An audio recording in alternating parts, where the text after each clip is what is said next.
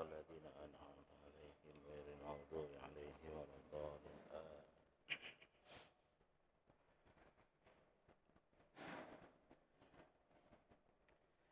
Assalamualaikum warahmatullahi wabarakatuh. Alhamdulillah wassalatu wassalamu ala Rasulillah Sayyidina Muhammad ibn Abdillah wa ala alihi wa sahbihi wa man wala, la hawla wa la quwwata illa billah, amma ba'du. Bapak Ibu jemaah yang dimuliakan Allah, alhamdulillah, kembali puji dan syukur kita persembahkan kehadirat Allah. Hari ini hadir, berkumpul, bertemu, bersilaturahmi kita dalam majlis rutin ini pada keadaan sehat walafiat. Salawat dan salam selalu tercurah atas junjungan alam baginda Nabi Muhammad sallallahu alaihi wa alihi wasallam. Bapak Ibu jemaah sekalian yang dimuliakan Allah, melanjutkan pembahasan kita beberapa minggu yang lalu tentang bersungguh-sungguh dalam beramal saleh.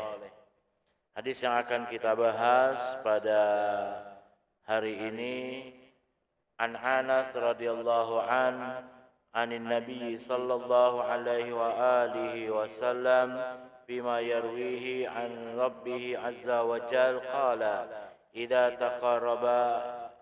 taqarraba al-'abdu ilayya shibran taqarrabtu ilayhi dira'a wa idza taqarraba ilayya dira'a taqarrabtu minhu ba'an wa idza atani yamshi ataituhu harwala. Rawahul Bukhari.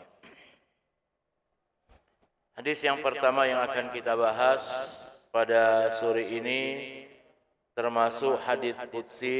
Salah satu ciri dari hadis qudsi itu bisa kita pahami dalam redaksi hadisnya, di mana an Anas radhiyallahu anhu anin Nabi sallallahu alaihi wasallam fima yarwihi.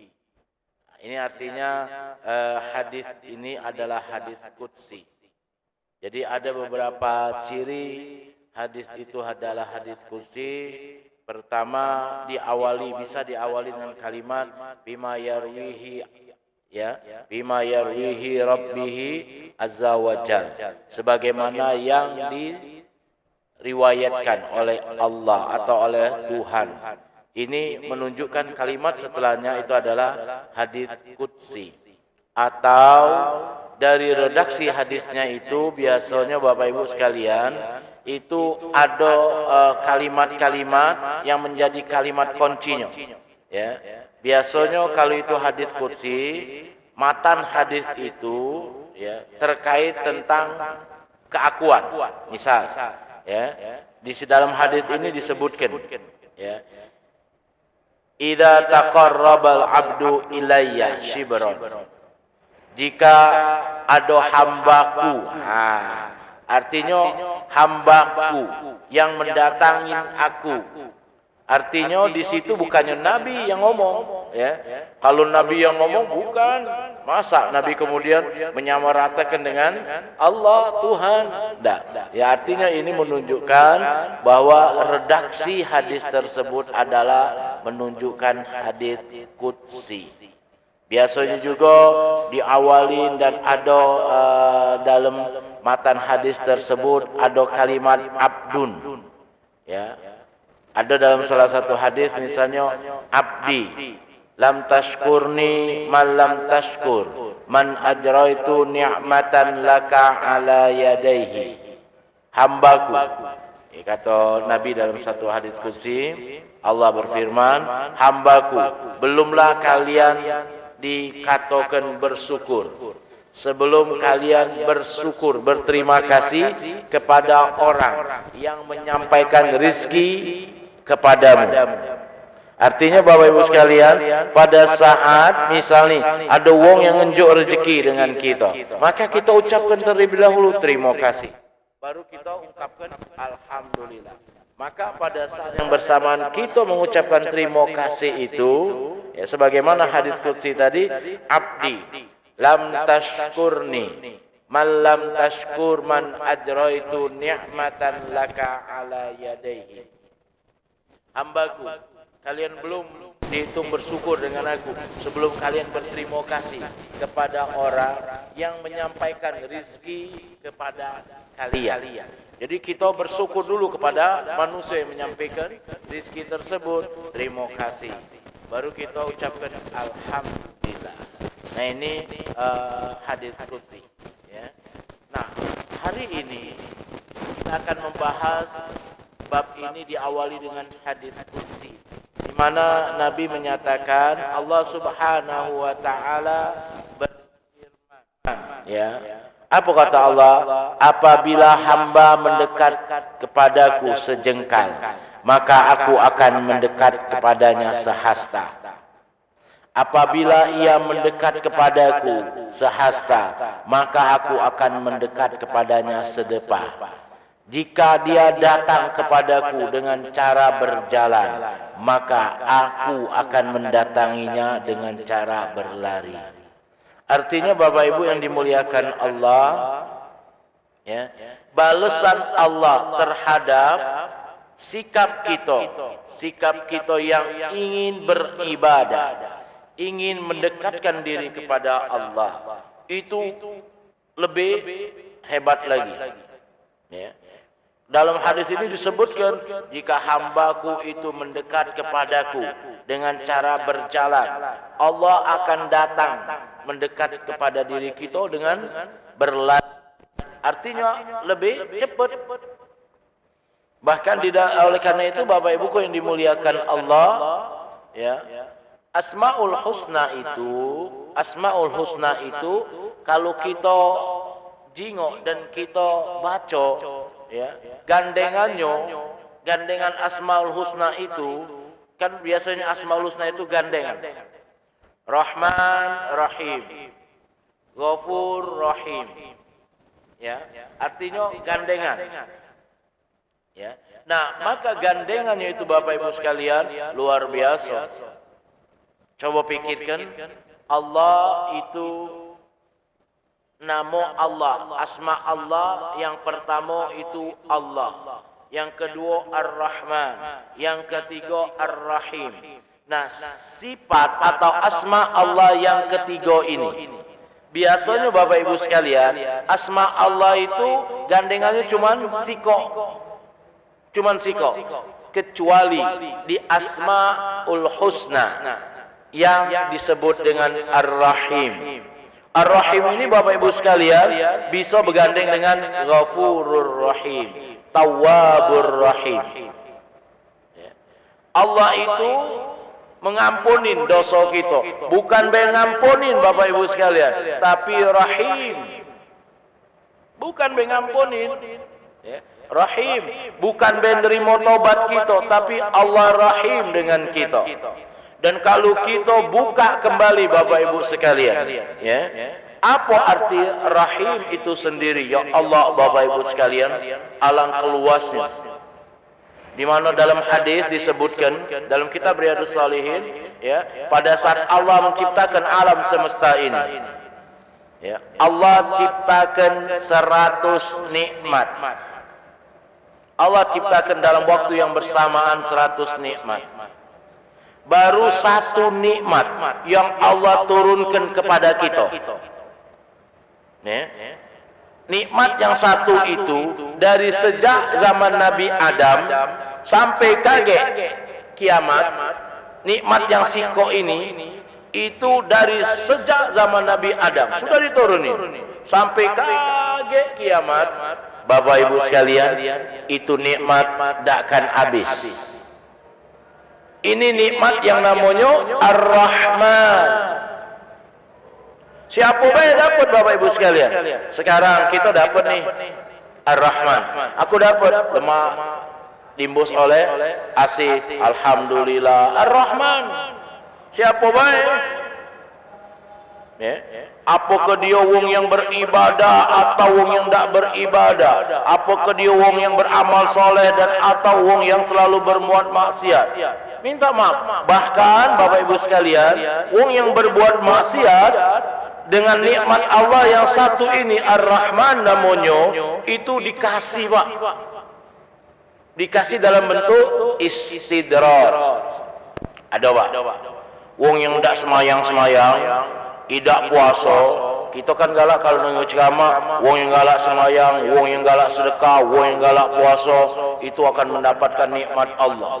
Pak, Bu, dia bakal ngomong dengan kita, aku tidak pernah semayang, aku seumur hidup tidak pernah puasa, alhamdulillah, aku dapat rezeki, urusan aku, dagang aku lancar, banyak lemak galo-galo. Pak, hati-hati Pak, aku ngingetkan, mungkin itu istidraj. Allah itu, aku kalau mengistilahkannya, kalau kita main layangan Bapak Ibu sekalian, kita ngulurkan tali layangan, karena lemah, cuaca bagus, layangan bagus pula, dak katik musuh pula, sudah Pak, kita main layangan itu nguluri tali weno terbang sampai habis Pak tali itu. Pak, hati-hati, dak tahu kita lupa ada musuh. Dalam waktu yang sedengat, musuh itu langsung datang, ngukutin dari tangan Pak, ngukutin dari tangan. Pada saat dikukutnya dari tangan kita, lepas, putus layangan kita. Pak, Bu, apalah perasaan kita waktu itu? Lagi lemak-lemak, hilang. Nah, itulah istidraj. Allah biarkan Pak. Aku tidak pernah sholat. Apalagi sholat malam, aku tidak pernah. Apa? Lancar baik bisnis aku, keluarga aku sehat galo-galo, tidak hati penyakit kami. Bapak Ibu yang dimuliakan Allah, hati-hati, istidraj diulur oleh Allah nih. Padahal di situ Allah masih kesian dengan kita, masih kesian dengan kita. Nah, ini baru satu nikmat Allah yang turun. Baru satu nikmat Allah yang kita rasakan di dunia ini. Sampai kiamat kaget kata Nabi, itu nikmat dah habis-habis. Itulah Ar-Rahman. Ada 99 nikmat Allah yang bakal kita rasakan kaget di hari kiamat. Ada 99. Itulah nikmat Allah yang disebut dengan Ar-Rahim. Nah, nikmat Allah yang Ar-Rahim ini khusus, spesial bagi orang-orang yang beriman. Yang tidak beriman tidak dapat Bapak Ibu sekalian. Kenapa? Karena di akhirat kaget. Coba kita pikirin Pak, yang satu baik, satu nikmat yang Allah turunkan, yang namanya Ar-Rahman, itu sejak zaman Nabi Adam sampai kaget kiamat tidak habis-habis. Maka cak mano yang 99 Bapak Ibu sekalian. Jadi wajar kalau seandainya dalam hadis atau dalam Al-Quran, Allah menceritakan cak mano ganjaran bagi orang yang beramal soleh di akhirat kaget. Dia bukan punya rumah Pak, tapi istana. Istana di surga itu Bapak Ibu sekalian, bukannya seperti istana kita di dunia ini. Ya Allah Bapak Ibu sekalian, luar biasa. Kita kalau pergi check in hotel, ciri-ciri hotel itu bintang 5, biasanya hotel itu punya kolam renang Pak. Kita nanya mana kolam renangnya, fasilitasnya. Pak, Bu, kaget di akhirat kita dapat istana yang kita dapat itu Bapak Ibu yang dimuliakan Allah, kok bukan punya kolam renangnya Pak, punya sungai yang mengalir di dalamnya. Ya Allah Bapak Ibu sekalian, sunginya itu ngelemahkan kita. Inilah surga. Oleh karena itu segala sesuatu dikaitkan dengan Ar-Rahim. Apa yang bisa digandeng dengan Ar-Rahim? Ar-Rahman, Ar-Rahim. Al-Ghafur, Ar-Rahim. At-Tawwab, Ar-Rahim. Jadi Kalau seandainya nih pasca Ramadan, minta maaf Bapak Ibu sekalian, ya. Kita masih bicara tentang Ramadan. Pasca Ramadan, kita ini tidak sadar, Pak. Banyak dosa yang kita gawikan. Banyak nian dosa. Bapak Ibu bertobatlah kepada Allah. Harus yakin kita tobat kita pasti diterima oleh Allah. Kita Bapak Ibu sekalian sesama manusia itu susah, Pak. Susah selamat dengan manusia. Ada salah dengan manusia, kita minta maaf dengan manusia, dia barangkali ngomong dengan kita, "Yo, aku maafkan." Tapi hatinya, Pak, dendam barangkali dengan kita. Kaget kau. Tapi Allah, Bapak Ibu sekalian, kita bertobat kepada Allah, Allah bakal nerima tobat kita. Dan bukan nerima baik tobat kita, tapi Allah rahim terhadap tobatnya kita. Allah sayang dengan kita. Ya. Oleh karena itu dalam hadis ini kita pahami cak mano balasan Allah terhadap orang yang selalu mendekatkan diri kepada Allah. Dan kita ketahui Bapak Ibu sekalian, bahwa ciri pertama dari orang yang bertakwa itu al-khaufu bil jalil. Khauf bil jalil, takut kepada Allah. Takut ini ada dua Bapak Ibu sekalian. Takut kepada makhluk dan takut kepada Khalik. Takut kepada makhluk, sikap yang bakal ada dalam diri kita, lari, sembunyi, singitan dari makhluk yang kita takutkan itu. Apa be makhluk yang kita takutkan itu, Bang? Semua makhluk. Kita takut dengan binatang buas, maka berlari kita, Bang. Menghindar, menjauh, singitan, sembunyi dari makhluk yang kita takutkan tersebut. Ini sikap dari kita. Kalau kita takut dengan makhluk. Tapi kalau kita takut dengan Khalik, 360 derajat berbalik, Pak. Kita mendekat sedekat-dekatnya. Kita tampakkan diri kita. Kita tonjolkan diri kita. Kenapa? Biar kita dijingok oleh Allah. Nah, orang yang bertakwa pasca Ramadan, ya, orang yang bertakwa artinya dia selalu mendekatkan diri kepada Allah sedekat-dekatnya. Pada saat kita mendekatkan diri kepada Allah, Allah juga bakal dekat dengan kita, Bapak Ibu sekalian. Dalam hadis ini disebutkan, ya, kalau hambaku itu berlari, kalau hambaku itu berjalan, maka aku akan mendatanginya dengan berlari. Lebih cepat Bapak Ibu sekalian, Allah mendekati kita. Inilah rahimnya Allah Subhanahu wa ta'ala. Hadis selanjutnya, wa an Ibnu Abbas radhiyallahu anhuma qala Rasulullah sallallahu alaihi wa alihi wasallam, ni'matani maghbunun bihima katsirun minan nas, as-sihhatu wal faragh, rawahul Bukhari. Ibnu Abbas radhiyallahu anhuma berkata, Nabi sallallahu alaihi wa alihi wasallam bersabda, ni'matani maghbunun bihima katsirun minan nas, as-sihhatu wal faragh. Ada dua nikmat yang sering dilupakan oleh kebanyakan umat manusia. Apa kedua nikmat yang sering dilupakan itu? As-sihhat, sehat, wal faragh, waktu senggang. Rawahul Bukhari. Jadi ini nikmat sering dilupakan oleh manusia, seluruh manusia. Siapa baik, beriman atau tak beriman, Islam atau non-Islam, ya. Artinya apa dia? Dua nikmat ini sering dilupakan oleh umat manusia.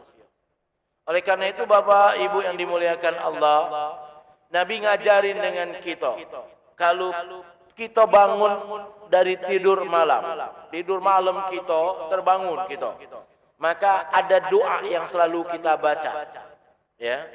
Alhamdulillahilladzi ahyana ba'dama amatana wa ilaihin nusur. Kita bersyukur kepada Allah yang sudah membangkitkan kita.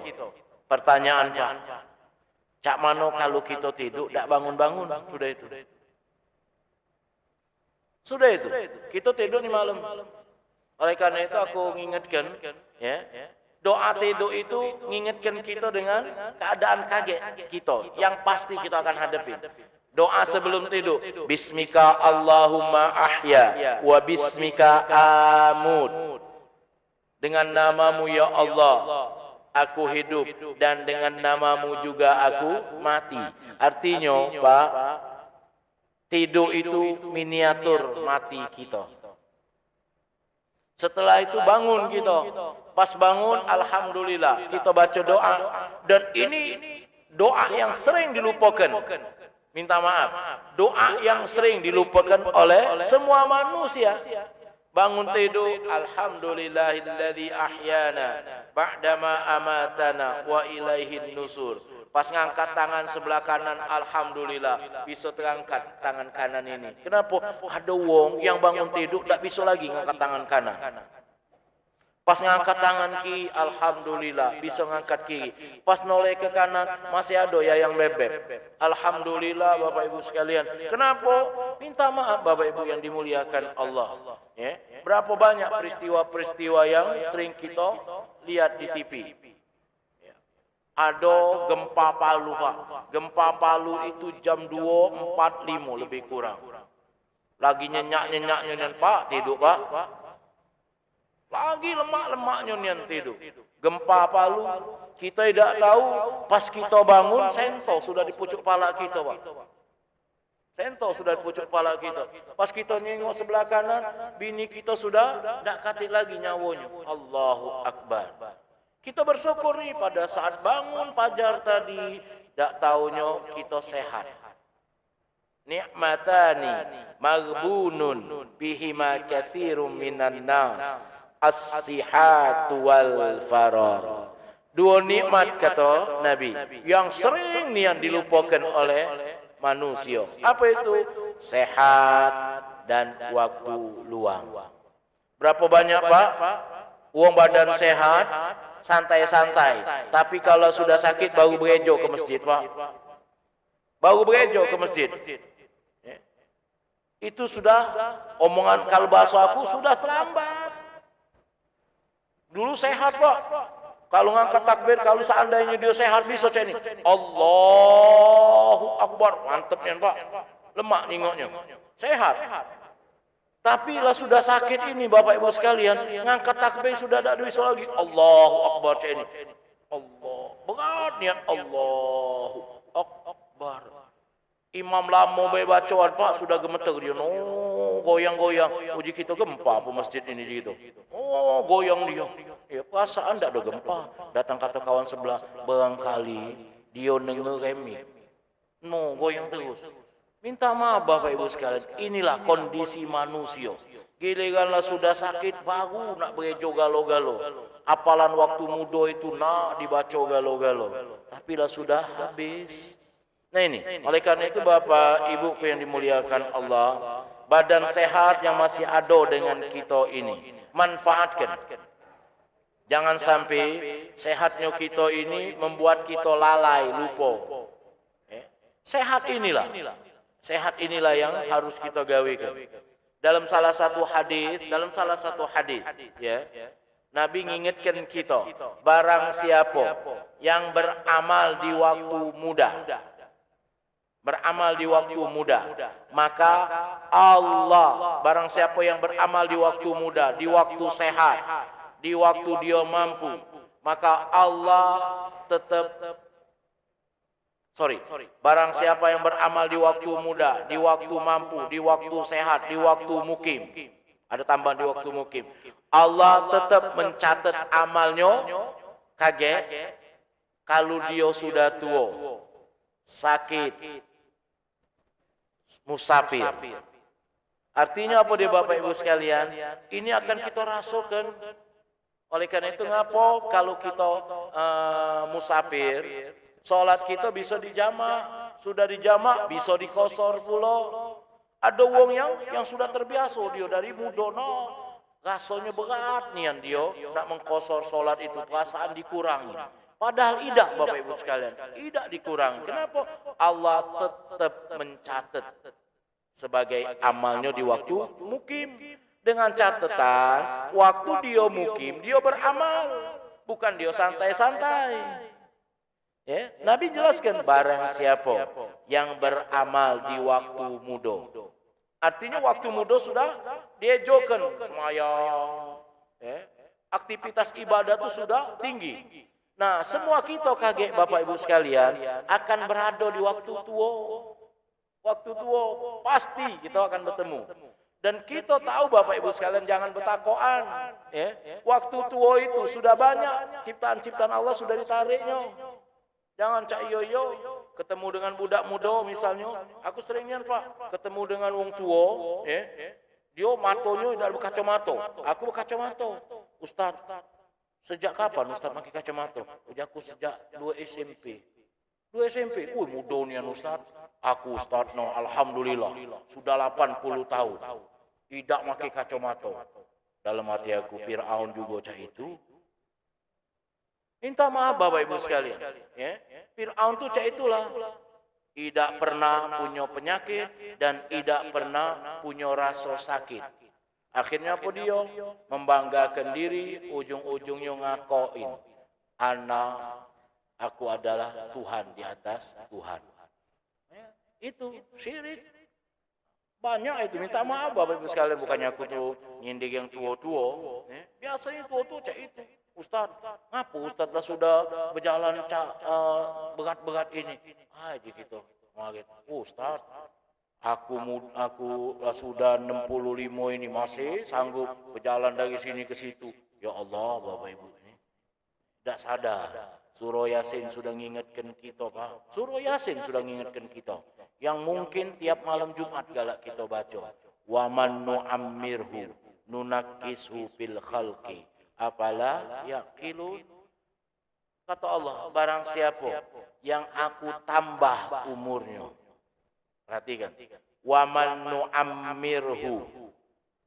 Barang siapa yang aku tambah umurnya, pasti nunakkishu fil khalqi. Aku kurangi juga ciptaannya. Itu Allah ngomong. Ya, surah Yasin kalau tidak salah ayat 68.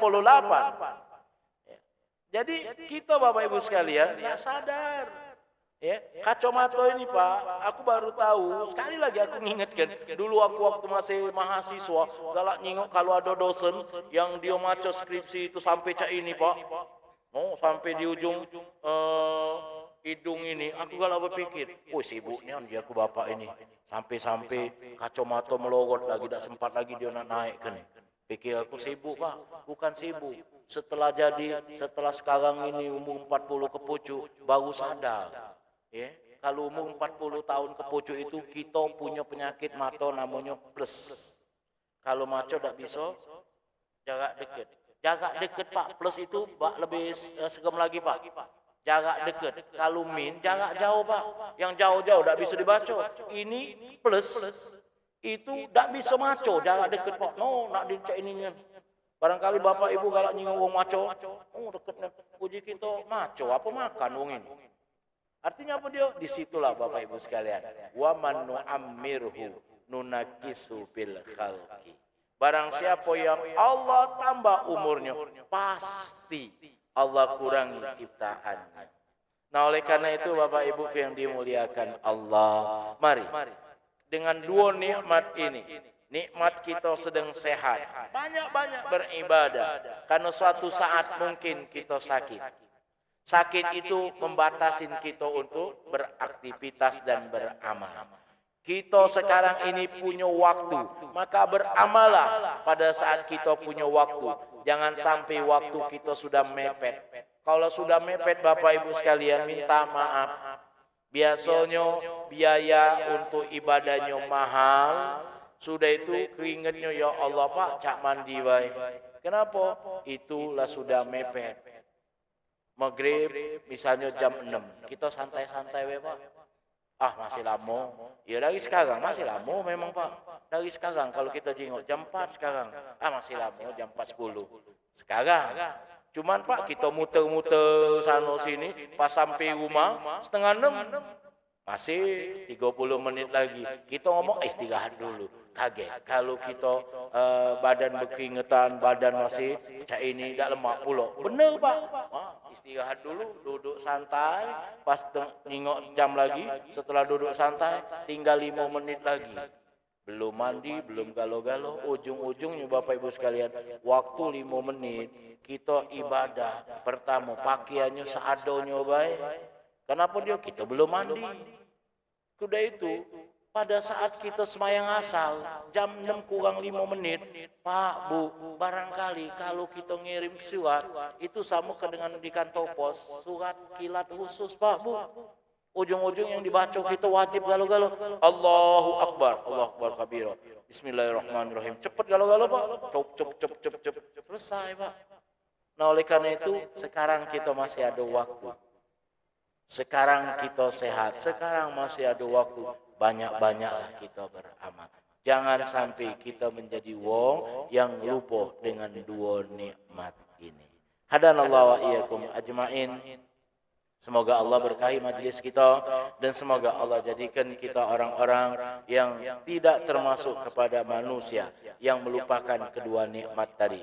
Nikmat waktu luang dan nikmat waktu sehat. Semoga Allah berikan kesehatan kepada kita, kita jadikan sehat kita itu untuk mendekatkan diri kepada Allah.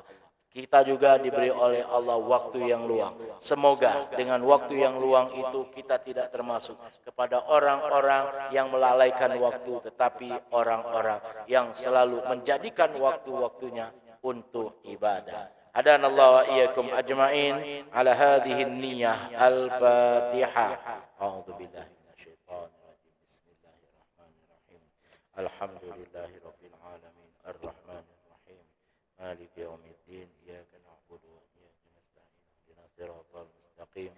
Siratal ladzina an'amta 'alaihim ghairil maghdubi 'alaihim waladdallin. اللهم بحق الفاتحة سير الفاتحة كرامة الفاتحة ومعجزات الفاتحة اللهم اجعل أول يومنا هذا صلاحا وأوسطها فلاحا وآخرها نجاحا بفضلك ورحمتك يا أرحم الراحمين دعواهم فيها سبحانك اللهم وتحياتهم فيها السلام وآخر دعواهم أن الحمد لله رب العالمين والسلام عليكم ورحمة الله وبركاته.